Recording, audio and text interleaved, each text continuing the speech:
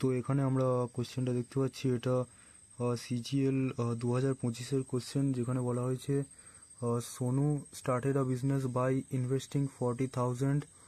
After 4 months, Prem joined with 80,000, and at the end of 8 months from the start, Alok joined with 1,20,000. If the total profit is only 56,000 at the end of the year, find the share of Alok. তো এখানে বলে, এখানে সোনু 40,000 টাকা দিয়ে ব্যবসা শুরু করেছে। তো এখানে আমরা লিখব 40,000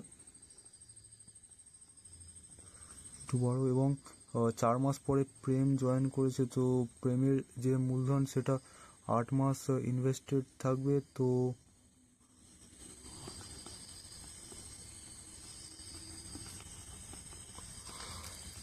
আর তারপরে বলা হয়েছে at the end of 8 month Alok joint with 1,20,000।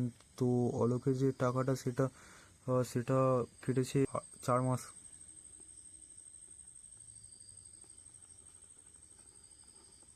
তো এখানে এখানে আমরা দেখতে পাচ্ছি যে প্রত্যেকটার শেষে 4টে করে শূন্য আছে, তো সেগুলো আমরা কেটে দিতে পারি।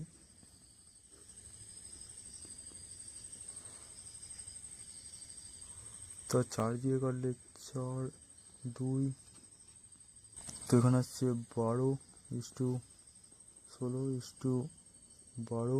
এটা আবার 4 দিয়ে কাটবে।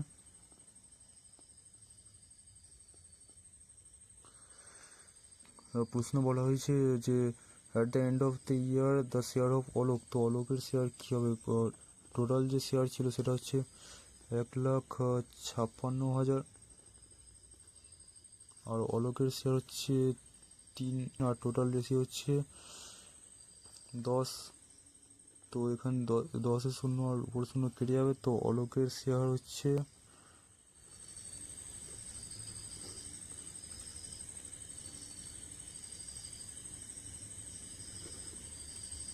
46,800, যেটা হচ্ছে আমাদের অপশান ডি।